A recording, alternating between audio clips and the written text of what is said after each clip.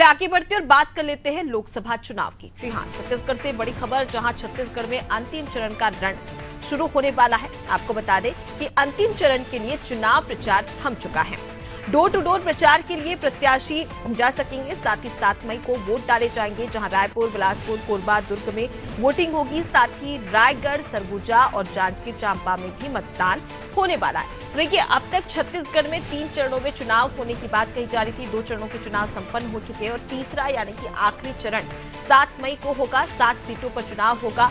4 सीटों पर चुनाव हो चुका है और उसके साथ ही आपको बता दें कि बस्तर, महासमुंद और उसके साथ ही राजनांदगांव और कांकेर में चुनाव हो चुके हैं, संपन्न हो चुके हैं। अब उसके बाद में 7 लोकसभा सीट, जहां पर 7 मई को इन 7 लोकसभा सीटों पर चुनाव होगा। लेकिन उससे पहले 48 घंटे के पहले अब प्रचार प्रसार थम चुका है।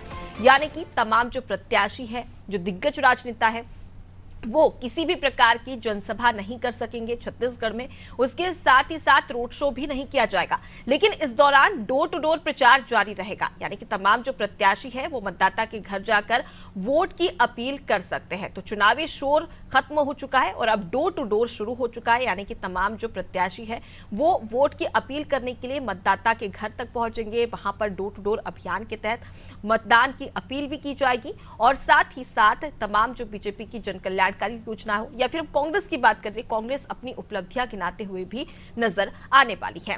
तो अब चुनाव की लगातार हम देख रहे थे तैयारियां की जा रही थी चुनाव आयोग की ओर से भी, और कोशिश की जा रही थी कि पिछली बार जो पहले और दूसरे चरण में जो जिस प्रकार की स्थिति देखने को मिली वो तीसरे चरण में देखने को ना मिले, इसको लेकर तमाम व्यवस्थाएं की जा रही है। लेकिन फिलहाल अब आपको ये बड़ा अपडेट दे रहे हैं कि शाम के 5 बज चुके हैं और अब प्रचार प्रसार थम चुका है। यानी कि कोई भी जनसभा दिग्गज नेताओं के द्वारा नहीं की जाएगी। उसके साथ ही साथ रोड शो भी नहीं किया जाएगा। अब इस पर पाबंदी है और आचार संहिता के चलते ये नियम है कि चुनाव होने के 48 घंटे पहले जो प्रचार प्रसार होता है वो थम जाता है और अब सिर्फ डोर टू डोर प्रचार प्रसार जारी रहेगा। तो छत्तीसगढ़ में किस प्रकार की स्थिति है और कितना पालन किया जा रहा है, इसकी जानकारी भी ले लेते हैं। छत्तीसगढ़ के अलग अलग जिलों से हमारे साथ में संवाददाता ग्राउंड जीरो पर मौजूद है। मैं आपका तारुफ करवा देती हूँ। छाया जायसवाल रायपुर से हमारे साथ में जुड़ी हुई है, रवि सोनकर दुर्ग से और चंद्रकांत श्रीवास कोरबा से और उसके साथ ही उपेंद्र त्रिपाठी बिलासपुर से हमारे साथ में जुड़े हैं। उनका रुख कर लेते हैं और जानेंगे कि उस तमाम जो जिले हैं जहां पर वो मौजूद है वहां पर किस प्रकार की स्थिति देखने को मिल रही है। सबसे पहले छाया, मैं आपका रुख करूंगी, रायपुर की स्थिति जानना चाहूंगी कि वहां पर किस प्रकार की स्थिति है। डोर टू डोर अभियान अब शुरू हो चुका है, डोर टू डोर प्रचार प्रत्याशी कर सकते हैं, ऐसे में कितना पालन किया जा रहा है? जी बिल्कुल, आपको बता दूं कि राजधानी रायपुर में अब चुनाव प्रचार पूरी तरीके से थम चुका है और अंतिम चरण के लिए अब चुनाव प्रचार थम चुका है। आपको बता दूं कि अंतिम चरण की वोटिंग जो है 7 मई को होनी है और इसके लिए पूरी तैयारी कर ली गई है और सभी प्रत्याशियों की भी तैयारी अब पूरी हो गई है। उन्होंने जितना प्रचार प्रसार करना था वो बीजेपी हो या कांग्रेस, सभी पार्टियों ने एड़ी चोटी का जोर आज लगा दी, क्योंकि अंतिम दिन था प्रचार प्रसार का। उन्होंने कई जनसभाएं भी की। तो छत्तीसगढ़ की बात करें तो छत्तीसगढ़ में आज जेपी नड्डा उनका दौरा भी था और सूरजपुर में उनका दौरा था, उनकी सभा थी, जनसभा को उन्होंने संबोधित किया। और इसी के अलावा सीएम की 2 जनसभाएं थी अलग अलग जगहों पर। तो आपको बताऊं कि बीजेपी की तैयारी तो पूरी है, वहीं कांग्रेस की भी तैयारी। और इसी के अलावा अब प्रचार प्रसार का शोर अब थम जाएगा, कोई भी बड़ी जनसभाएं अब नहीं हो सकेंगी। तो डोर टू डोर जो कैंपेन है वो शुरू हो जाएगा। डोर टू डोर लोग जो प्रत्याशी हैं वो घर घर जाकर अब वोट मांग सकते हैं, लेकिन कोई बड़ी जनसभाएं अब नहीं होंगी। और इसी के साथ आपको बता दूं कि आज से यानी कि अभी 5 बजे से ही और 7 मई तक ड्राई डे भी घोषित कर दिया गया है और ड्राई डे में किसी भी तरीके की शराब दुकानों को नहीं खोला जाएगा और सभी जगहों पर मदिरा दुकानों पर भी प्रतिबंध रहेगा। तो इस तरीके से अब चुनावी शोर जो है थम चुका है और अब जो प्रत्याशी है वो अब जितनी अंदरूनी तरीके से हो सके वो प्रचार प्रसार भी करेंगे और डोर टू डोर वो लोग जाकर भी प्रचार प्रसार करेंगे। जी बिल्कुल, तो कहीं ना कहीं अब डोर टू डोर प्रचार शुरू हो जाएगा और पूरे दमखम के साथ में प्रत्याशी अब मतदाता के घर में पहुंचकर वोट की अपील करते हुए भी नजर आएंगे। लौटूंगी आपके पास में शायद दुर्ग से हमारे साथ में जुड़े हुए हमारे संवाददाता रवि, वहां पर हाल जान लेते कि वहां पर किस प्रकार की स्थिति देखने को मिल रही है। रवि, फिलहाल अगर वहां दुर्ग की बात कर ली जाए तो देखिए तमाम ऐसे दिग्गज नेता थे जो वहां पर प्रचार प्रसार कर रहे थे, लेकिन अब धुआंधार प्रचार पर रोक लग चुकी है, डोर टू डोर प्रचार शुरू हो चुका है। ऐसे में तमाम जो प्रत्याशी है वो किस प्रकार से आम जनता के घर तक पहुंच रहे हैं, वोट की अपील कर रहे हैं और क्या कुछ माहौल दुर्ग में देखने को मिल रहा है? जी अनुपमा, आपको बता दूं कि जिस तरीके से दुर्ग जिला एक हाई प्रोफाइल सीट के नाम से जाना जाता है और दुर्ग लोकसभा क्षेत्र के जिसमें 9 विधानसभा क्षेत्र इसमें आते हैं, जिसमें कई दिग्गज नेता जो जिनका यहाँ पे निवास स्थान है। पूर्व सीएम भूपेश बघेल से अगर बात करें तो पूर्व गृह मंत्री, पूर्व कृषि मंत्री और पूर्व कैबिनेट मंत्री रुद्र कुमार के विधानसभा से यहाँ के लोग यहाँ से आते हैं। आपको बता दूं कि 20 लाख से ज्यादा मतदाता यहाँ के दुर्ग लोकसभा क्षेत्र में है। और अगर बात की जाए तो जो कि एक महीने से जो कि चुनाव प्रचार जो जोर शोर से चल रहा था, दोनों प्रत्याशी, अगर कांग्रेस प्रत्याशी की बात करें या बीजेपी की प्रत्याशी की बात करें, तो लगातार जोर शोर से डोर टू डोर, चाहे बात करें या तो जनसभा की बात करें तो प्रधानमंत्री से लेकर राष्ट्रीय अध्यक्ष तक भाजपा के, और अगर बात करें कि कांग्रेस के स्टार प्रचारक लगातार छत्तीसगढ़ के दौरे में थे, दुर्ग लोकसभा क्षेत्र के दौरे में थे, जिस पर आज शाम के 5 बजे चूंकि 7 मई को यहाँ पे चुनाव होना है और 48 घंटे पहले आज शाम को 5 बजे से यहाँ पर दुर्ग लोकसभा क्षेत्र में पूरी तरीके से आज प्रचार प्रसार पे रोक लग गए। जी बिल्कुल, लौटूंगी आपके पास में रवि, सीधे अब रुक कर लेते हैं चंद्रकांत का। चंद्रकांत हमारे साथ में जुड़ गए हैं कोरबा से। चंद्रकांत, सबसे पहले तो मैं आपको जानना चाहूंगी कि वहां पर क्या स्थिति देखने को मिल रही है? तमाम जो प्रचार प्रसार का दौर था वो अब थम चुका है, किस प्रकार से यहाँ पर पालन किया जा रहा है और चुनाव आयोग उस क्षेत्र में कितना सक्रिय नजर आ रहा है? चंद्रकांत, आपकी आवाज नहीं आ रही है, अनम्यूट कर लीजिए, माइक अनम्यूट कर लीजिए। जी, मैं बताना चाहूंगा कि कोरबा का जो लोकसभा क्षेत्र है, ये 8 विधानसभा पे मिलकर बना हुआ है। और ये यहाँ का जो सीट थी, जो सोना महंत कांग्रेस से और बीजेपी से अपना सरोज पांडे, दोनों में धुआंधार काफी टक्कर की स्थिति यहाँ पे देखने को मिल रही है। काफी हॉट सीट है यहाँ पे और दोनों का जो प्रत्याशी जो है अपनी अपनी सीटों को लेकर के काफी अस्वस्थ हैं और दोनों अपने अपने जो क्षेत्र हैं काफी अच्छा प्रचार किए हैं। और यहाँ पे अगर मतदाताओं की बात करूं तो कोरबा जिले में अकेला 9,37,792 वोटर्स हैं। अगर पूरे लोकसभा की अगर बात करूं मैं तो 18,15,792 के आसपास इसमें कुल मतदाता है।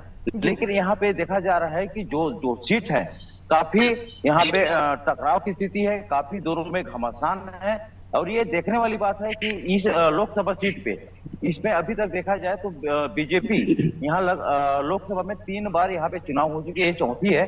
तो 2 बार कांग्रेस के खाते में गई है, 1 बार बीजेपी के खाते पे गई है। जी अनुपमा जी, तो समझा जा सकता है कि जो सियासी समीकरण है, राजनीतिक समीकरण है, वो भी यहाँ पर कहीं ना कहीं एक दूसरे पार्टियों को कहीं ना कहीं टक्कर देते हुए भी नजर आ रहे हैं। बहरहाल 7 मई तक का इंतजार करना पड़ेगा, उसके बाद तो मतदाता तय कर ही लेंगे।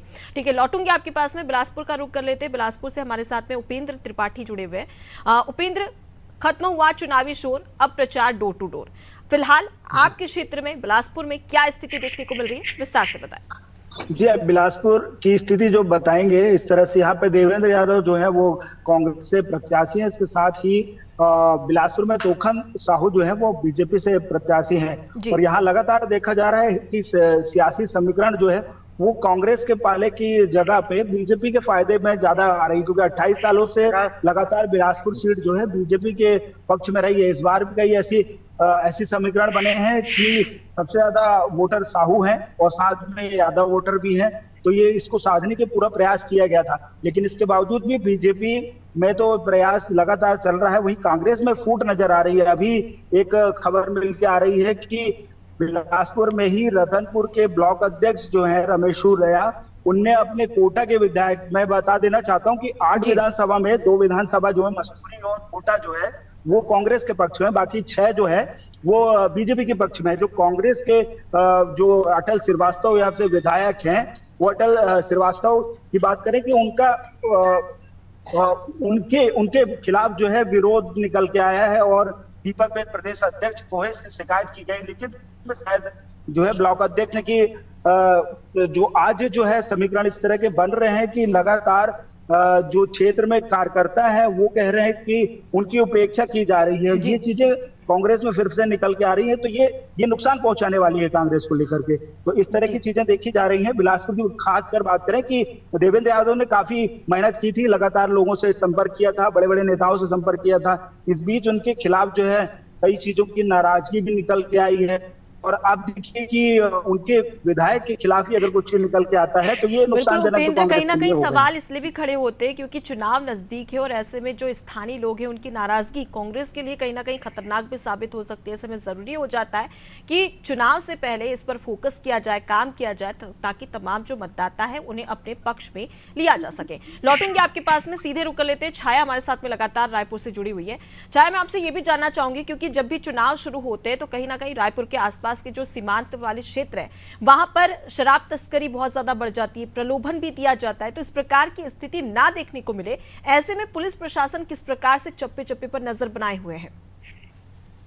जी बिल्कुल अनुपमा, आपको बता दूं कि लगातार पुलिस प्रशासन भी सख्ती पर है और देखा जा रहा है कि राजधानी रायपुर में इस तरीके की घटना फिलहाल सामने नहीं आई है, लेकिन सभी जो बॉर्डर के इलाके हैं, सभी दूसरे जिलों को जोड़ने वाले इस तरीके के इलाकों पर लगातार पुलिस सर्चिंग अभियान चला रही है। और क्योंकि 7 मई को मतदान होने हैं और तीसरे चरण का ये अंतिम चरण का मतदान होगा और अंतिम चरण के मतदान इस दिन संपन्न होने हैं, इसको लेकर के सभी तैयारी पूरी कर ली गई है। पुलिस प्रशासन की बात करें तो पुलिस प्रशासन भी लगातार एक्टिव है और इसी के साथ साथ निर्वाचन आयोग की भी बात की जाए तो निर्वाचन आयोग ने किसी को भी परेशानी ना हो इसको लेकर के 15,701 मतदान केंद्र बनाए हैं।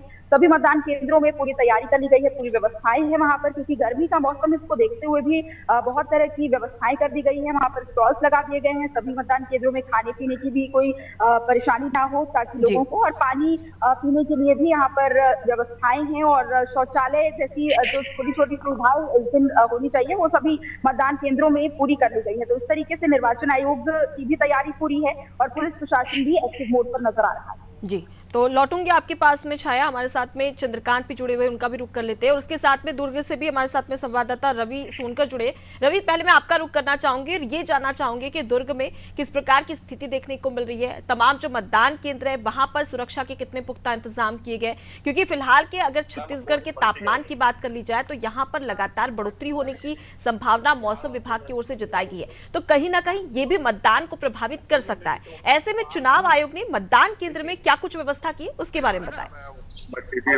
जी अनुपमा, आपको बता दूं कि लगातार निर्वाचन आयोग की जो टीम है लगातार मतदाताओं को जागरूक करने के लगातार अभियान चला रहे हैं और निर्वाचन आयोग के अलावा चाहे अगर अस्पताल परिसर की बात की जाए या फिर किसी भी एनजीओ की बात की जाए, लगातार मतदाताओं को मतदान करने हेतु जागरूक करने का प्रयास किया जा रहा है। वहीं अगर बात करें सुरक्षा की बात करें तो पुलिस लगातार, दुर्ग पुलिस लगातार यहाँ पर हर विधानसभा क्षेत्रों में, हर थाना क्षेत्रों में लगातार फ्लैग मार्च कर रही है, लगातार लोगों को मतदान करने के लिए जागरूक कर रही है। वहीं उनकी सुरक्षा की अगर बात करें तो सुरक्षा के लिए भी लगातार मुस्तैद नजर आ रही है। अगर कहीं ना कहीं और जिला प्रशासन और पुलिस प्रशासन मतदान के लिए लगातार एकाग्र नजर आता हुआ नजर आ रहा है और लोगों से डोर टू डोर बात भी करता हुआ नजर आ रहा है। जी बिल्कुल, तो कहीं ना कहीं तमाम जो प्रत्याशी थे और पार्टी के जो दिग्गज नेता थे उन्होंने तो प्रचार प्रसार जमकर किया है, धुआंधार प्रचार भी किया, लेकिन अब बारी है तमाम जो चुनाव आयोग के तमाम अधिकारी कर्मचारी की, ताकि वो किस प्रकार से लोगों को जागरूक कर सके, ज्यादा से ज्यादा मतदान हो सके। लौटूंगी आपके पास में, बिलासपुर का रुख करूंगी। उपेंद्र हमारे साथ में लगातार जुड़े हुए। उपेंद्र, सबसे पहले तो बिलासपुर की बात कर ली जाए तो देखिए ये वो संभाग है जो कि छत्तीसगढ़ का सबसे बड़ा क्षेत्रफल कहा जाता है। अब ऐसे में जो सीमांत क्षेत्र है वहां पर किसी प्रकार की आवाजाही ना हो, वोटिंग को प्रभावित ना किया जा सके, किसी प्रकार का प्रलोभन ना दिया जा सके और उसके साथ ही साथ प्रशासन किस प्रकार से मुस्तैदी के साथ में काम करता हुआ भी नजर आ रहा है। और उसके साथ ही मैं आपसे ये भी जानना चाहूंगी कि तमाम जो मतदान केंद्र है वहां पर किस प्रकार से पुख्ता इंतजाम किए गए हैं। जी हाँ, बिल्कुल। बिलासपुर में कलेक्टर और जिला निर्वाचन अधिकारी जो है अवनीश सरन है, जिन्होंने तैयारियां जो है पूरा पुख्ता किया है। आज उन्होंने निर्वाचन की बैठक भी ली थी और बताया कि किस तरह से संगवारी केंद्र बनाए गए हैं, किस तरह से वीवीपैट मशीनों के लिए कमीशनिंग हो चुकी है। इसके बाद कल से जो है वो मतदान दल रवाना होगा, इसके लिए तैयारियां जो है शुरू कर दी गई हैं। उसके प्रशिक्षण की भी तैयारियां पूरी हो चुकी हैं।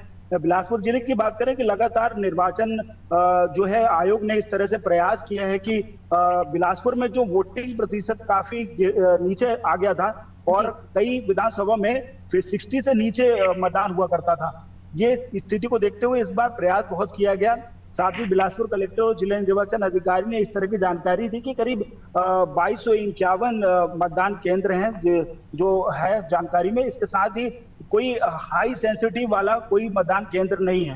हालांकि कुछ को चिन्हांकित किया गया, जहां पर छोटी मोटी घटनाएं होती है उसको चिन्हांकित कर लिया गया। वहां पुलिस बल के लिए एसपी रजनेश सिंह के साथ जो है बैठक हुई है और पूरी तैयारियां कर ली गई। बिलासपुर की बात करें तो बिलासपुर में करीब 21 लाख के करीब मतदाता है और इसमें से भी खास बात ये हो जाती है कि महिलाओं की इस बार संख्या जो है, जो कि मस्तूरी में पहले हुआ करती थी, अब वो बिला विधानसभा क्षेत्र में है। बिला विधानसभा क्षेत्र में महिलाओं की काफी अधिक संख्या है, जहां के बीजेपी तो कहीं ना कहीं अब 7 मई को जब चुनाव होगा तो बिलासपुर में महिला वोटर यानी कि जो नारी शक्ति है वो निर्णायक भूमिका में नजर आई है। वैसे में देखने वाली बात होगी कि पार्टियों के द्वारा किस प्रकार से इन्हें अपने पक्ष में लेने के लिए कोशिश की गई होगी और वो कोशिश कितनी कारगर साबित होती है।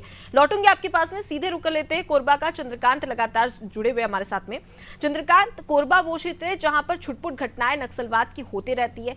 ऐसे में कोरबा क्षेत्र में कितने संवेदनशील और अति संवेदनशील मतदान केंद्र है और वहां पर पुख्ता इंतजाम किस प्रकार से किए जा रहे हैं, उसकी जानकारी दीजिए। अनम्यूट कर लीजिए। लाखों ना वैल्यू का लाखों ना। जी जी बोलिए। हाँ, उनको मैं बताना चाहूंगा कि कोरबा जिला में ऐसे कोई नक्सली घटना या नक्सली वारदात की कोई ऐसा स्थान नहीं है। यहाँ पे कोई ऐसा सेंसिटिव नहीं है। हालांकि ऐसा कोई छूट-बूट उपद्रव की भी स्थिति यहाँ अभी तक कोरबा जिला में नहीं देखने के लिए मिली है। हाँ, ये कह सकते हैं कि अपना जो लोकसभा जो क्षेत्र है, भरतपुर सोनहत जो क्षेत्र है, ये उस क्षेत्र से लगा हुआ है। हालांकि उस क्षेत्र में अभी तक नक्सली वारदात की घटना जो है अभी तक सुनने में देखने में नहीं मिली है। लेकिन हाँ, जिला निर्वाचन अधिकारी बसंत कुमार के द्वारा जो लगभग 2023 बूथ बनाए हैं और लगभग सुरक्षा के लिए 5000 के आसपास यहाँ पे सीएफ के जवान, बीएसएफ के जवान, पुलिस कर्मी, ये पूरे मतलब 5000 के आसपास पूरे लोकसभा क्षेत्र के लिए तैनात किए गए हैं। जी बिल्कुल चंद्रकांत, तो ऐसे में जरूरी हो जाता है कि पुख्ता इंतजाम किए जाए। आप सभी का बहुत शुक्रिया हमसे बातचीत करने के लिए और हर एक अपडेट हमारे दर्शकों तक पहुंचाने के लिए। तो देखिए, चुनाव प्रचार खत्म हो चुका है और अब डोर टू डोर प्रचार शुरू हो चुका है। तमाम जो प्रत्याशी है वो अब मतदाता के घर तक पहुंच रहे हैं और उसके साथ ही प्रचार प्रसार करते हुए भी नजर आएंगे। लेकिन इस दौरान सिर्फ डोर टू डोर प्रचार ही देखने को मिलेगा। किस प्रकार से पुख्ता इंतजाम किए गए हैं। 7 लोकसभा सीटें हैं जिसमें तीसरे चरण में छत्तीसगढ़ में मतदान होना है। 7 मई 7 लोकसभा सीटें और उस पर निर्णायक भूमिका निभाते हुए नजर आएंगे तमाम जो मतदाता है वो। अब भाग्य का फैसला प्रत्याशियों के तो किया जाएगा, लेकिन फिलहाल क्या इंतजाम थे, किस प्रकार से पुख्ता इंतजाम प्रशासन की ओर से किए गए और लोगों को, जो तमाम मतदाता है, उन्हें जागरूक करने के लिए किस प्रकार से चुनाव आयोग की ओर से प्रयास किया जा रहा था, इसी की जानकारी हमने